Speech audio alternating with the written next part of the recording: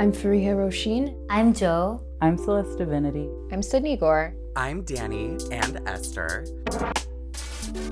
Sometimes you just have to look at yourself day by day and see your value.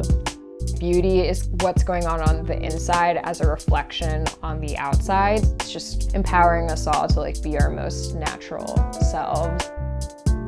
If you listen to your skin, it will tell you what it is. When I prioritize my health, things do fall into place.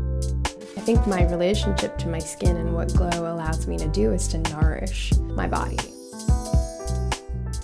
Whenever I use the products, I feel immediately better. It is a very visceral reaction that I have because it's so easy to look after yourself with these products.